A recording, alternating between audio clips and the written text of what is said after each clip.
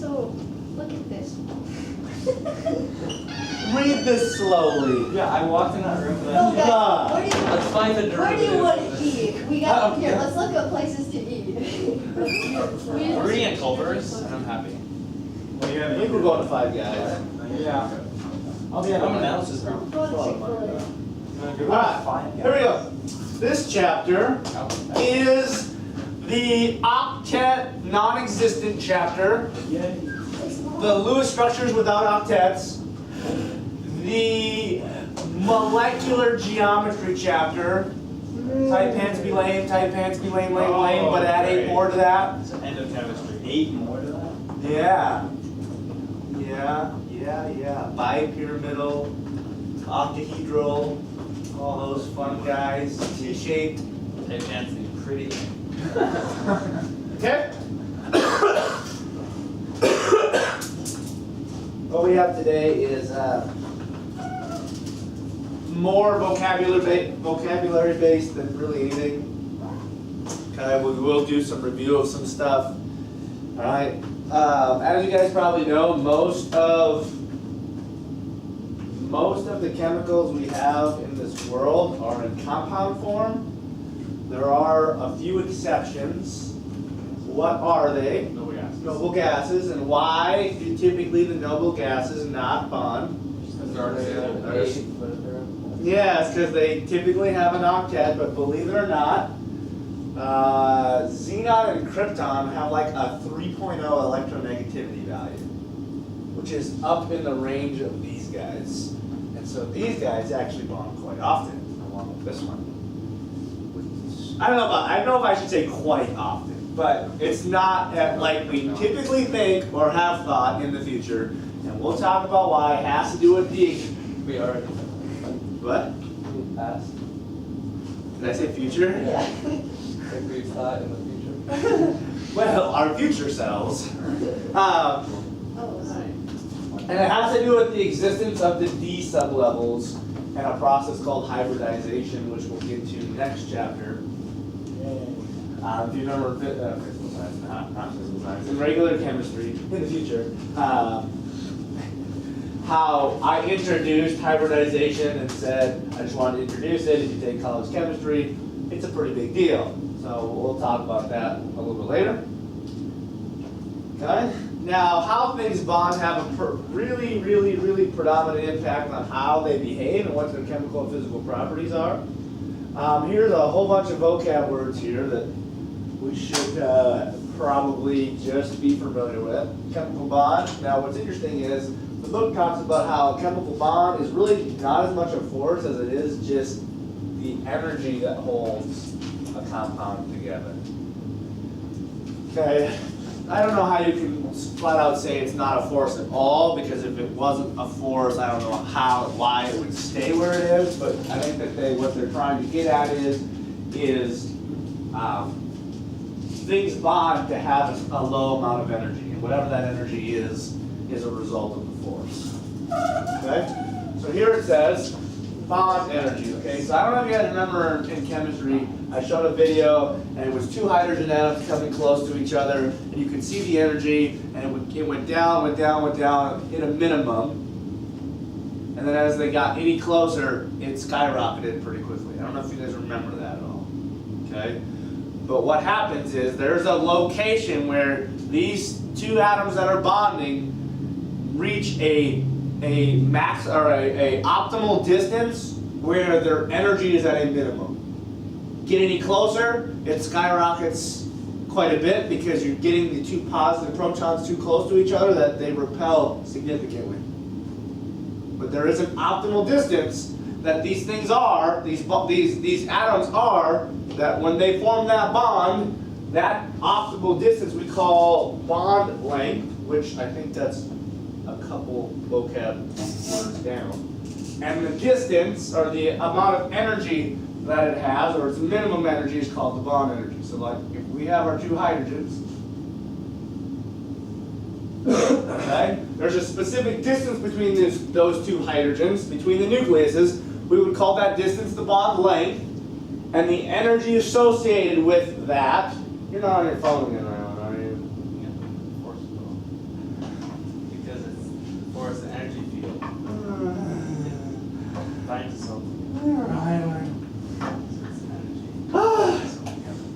so there's a certain distance between the nucleuses. We would call that the bond length. And that minimum energy is the bond energy. Okay, which is essentially how much energy you would need to give it to break it. This is why when you break bonds, you tend to have more unstable high energy atoms left over. Because you're giving it energy to break the bonds. Because when it forms the bonds, it actually gives off that energy to become stable, because stable means high or low energy. Low. Better say that real fast. I'll be a little disappointed and stuff. Oh, there's. Okay? Now, we will talk about, I'm going to go through all three of the types of bonding in a sec and just review it from an electronegativity standpoint. I think that's a good thing for us to do. I'm not going to address this too much. You guys should know that ionic bonding is between a metal and a non-metal, and one has a high electronegativity, one has a low electronegativity, therefore one gives, one takes. You guys all remember that, I'm assuming? Yeah? Yeah. Okay. Really important, because I'll review it a little bit, but I'm not going to spend a ton of time reviewing it. So when one gives and one takes, what you have is two ions, a positive ion and a negative ion, that are attracted to each other or are held to form that ionic bond. So, we can figure out the energy associated with that particular ionic bond using this. This is a constant. Which one's the good one? Not that one. That was awful. There it is. Where were you being? Oh, the That's the basket. basket. Think you can do better? Yeah. Do your sister's underwater turnaround left-handed hook shot. Oh yeah. Oh. Just watch. Okay, see you later. You just dropped the mic on me. You got the mic. Okay, everyone get. Bounce up the wall. Yeah. Hey, that's on video. No, it's not. It's not very Trust me. Even college basketball player can still lucky shot every now and then. Even if one's cool. His face is on there. I'm referring to my shot against George. Lucky shot. Mr. Lane always said even if one's cool, we can find it. Okay, so here we can find the energy associated with a bond. Okay, now this is specifically ionic bonds because ionically bonded things are the result of a giving and taking of electrons. So what you have is a cation and an anion that are oppositely charged that are attracted. Okay, so Q1 is just the charge of one particular ion. Doesn't have to be the cation and anion. There's no real specific order that they need to be in. Q2 would be the opposite ion. R is the distance between them. Now R is going to be your optimal distance, which gives you the lowest amount of energy. Okay? But you can imagine that the further you are away, the closer you are, has an impact on how much energy there is. So let's say we're doing sodium. Do you guys have any room or anything on there that suggests I'm going to do something here? Doesn't appear so. Okay? Let's figure out the bond energy associated with a sodium-chlorine attraction. Okay? So Re is going to be, here's our constant.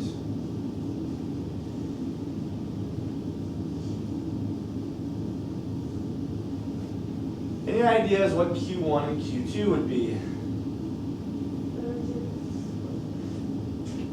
What was that? Okay, what would the charge of these two guys be? The plus and one minus. Yeah. Now, if that was calcium bonded with chlorine, it'd be 2 plus and 1 minus. You guys should understand that the stronger the charge, the stronger it's held, the more stable it's held, the lower energy it has. Okay? Now you wouldn't know this, they'd have to give it to you, but the bond distance between the sodium and chlorine ions is actually 0.276 nanometers. Short distance. And you can figure out here the energy associated with this bond. that.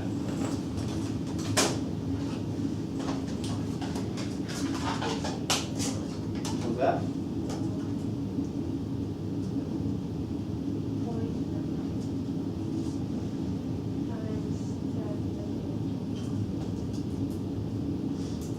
One. Did you try to do that in your head? 8.37 times 10 to the Negative. Why do I get negative? sorry. And nanometers cancel, leaving you with your typical energy unit, your joule.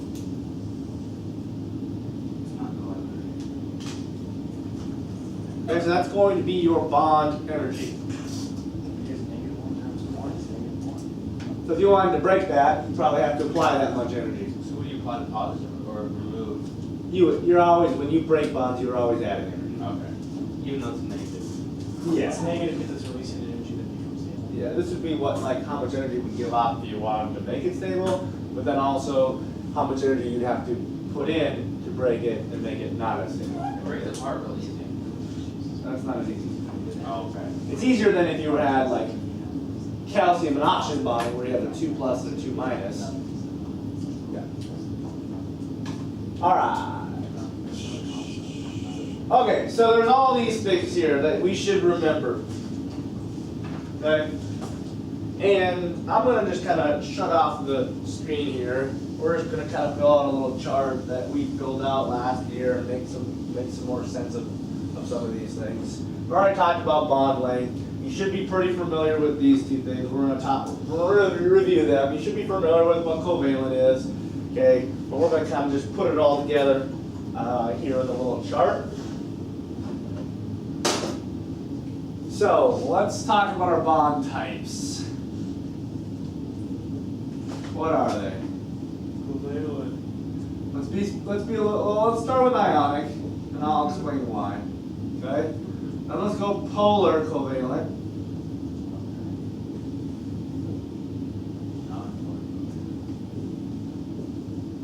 And then metallic.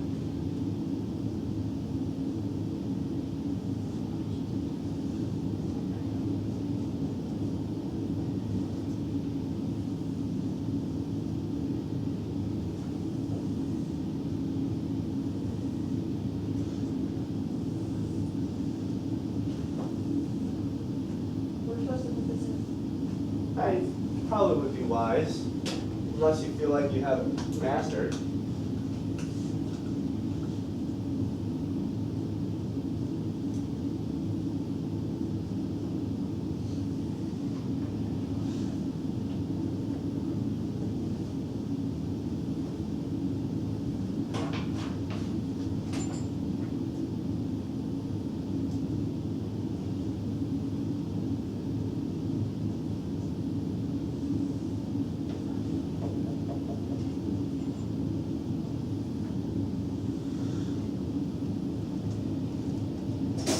All right? How do we identify these guys? How do I identify its ionic? Quickly. Okay. I didn't even know metalloids ever. We don't talk about metalloid bonding much. But it happens. Yeah. I know very little about it, to be honest with you, because We we don't- never really just talked about it. We don't talk about boron.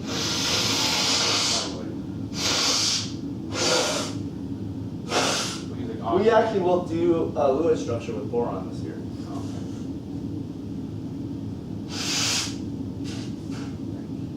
Okay? Polar covalent, non-polar covalent will be what? What? Different ones. Two of the same non-metal or diatomic usually. Oh. And then two what? Metals. Or more.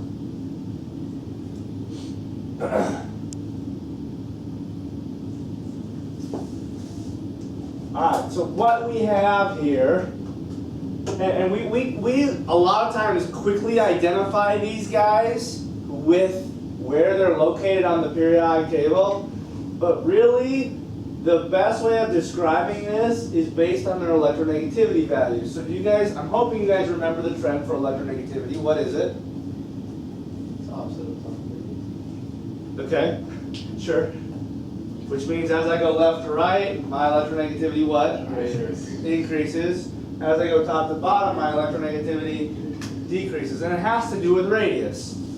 These are the small radius guys. So you've got your valence electrons really close to the nucleus. So when it bonds, what you end up having is the nucleus closer to the shared electrons, and those get pulled closer to the more electronegative element. Then you have these guys, which have a really big radius. So their valence electrons are really far away from the nucleus.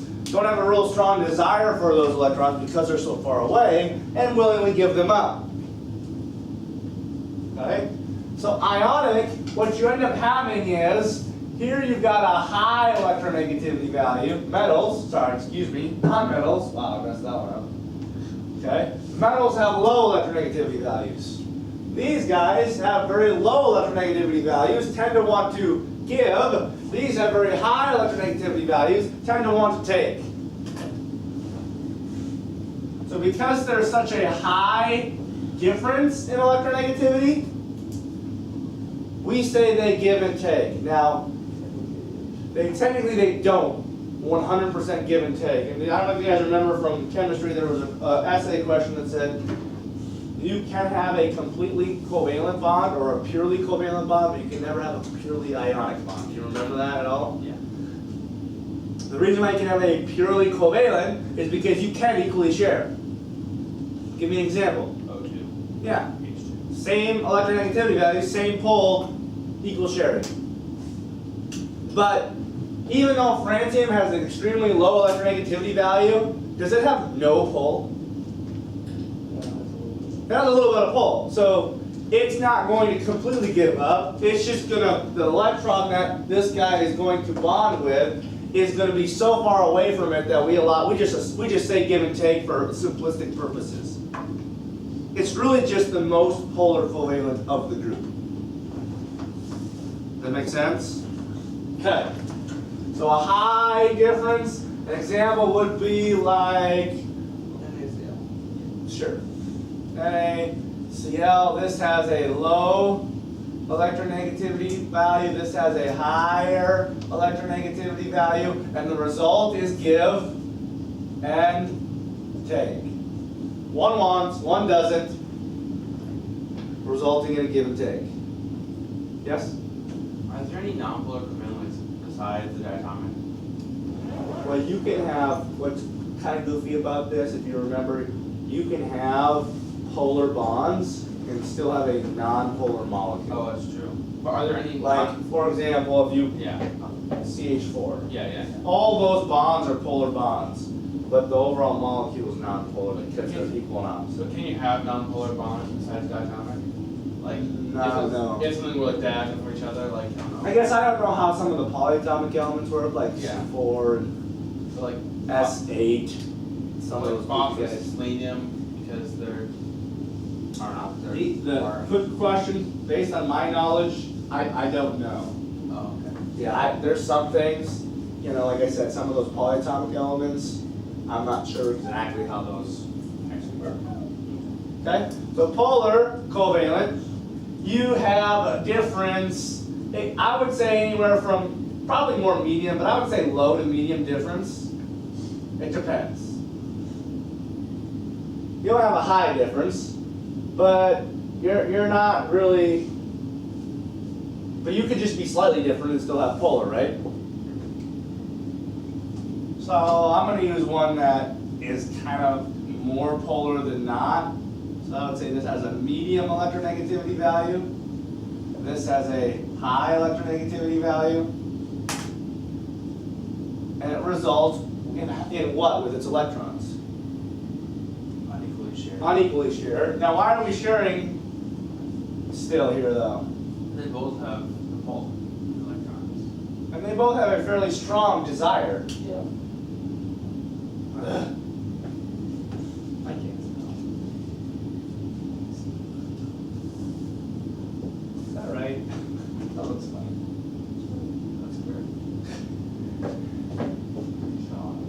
Okay? Now, you can understand that based on these electronegativity values, you could have some that are really unequally shared or not so unequally shared. Okay? Like if I am bonding, oxygen and fluorine together, those guys are really close in their electronegativity values, and so it's not going to be extremely unequally shared. Okay? Nonpolar are typically your diatomic, and we say the electronegativity difference is 0 or none.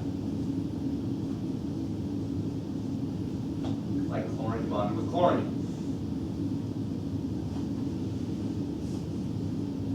Resulting in what sharing?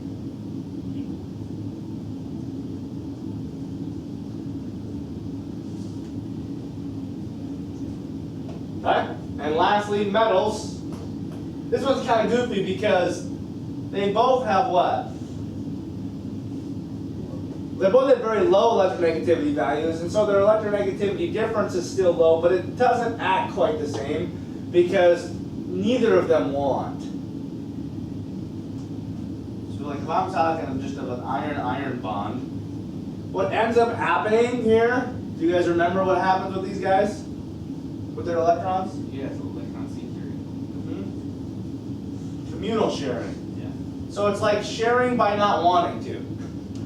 Just push it up away. Even if you want it, so you share it, man. Okay, but what's really interesting about that is they're sharing even though they don't want to share. But what's funny is because of that, it gives us a lot of really interesting properties, like metallic bonds tend to be very good conductors of electricity because those electrons that they are constantly pushing away and freely moving result and cause us to have really, really good conductors of heat and electricity. It causes us to be very malleable because if you slam it with a hammer, everything can kind of flow and you never really get the positive ions coming in contact with each other and severing. But if you smash an ionic bond, you're displacing those rigid electrons to where you've got the cations and the anions now coming in contact with each other, and what do they do with each other? If I got, for example, if I'm dealing with like a grain of salt, and I take a hammer and I hit it, and displaces that up and that up, what now comes in contact? The two sodiums come in contact, they repel, and it shatters. And so, I don't know if you ever took a hammer to salt, you can just touch the salt with the hammer and it shatters. But you could take a hammer and smash that lead thing that I had out here, right here, all you want, it would do nothing. And it has all to do with the fact that these guys have free-flowing electrons, and it's more of a fluid. It's like taking a hammer and smashing water, okay, liquid water, versus these guys that are held so rigidly in place, okay, and therefore just completely shattered. Now, as I go up, I'm increasing ionic character or becoming more polar. Okay? Oh, dude, it's not short. Great. Questions?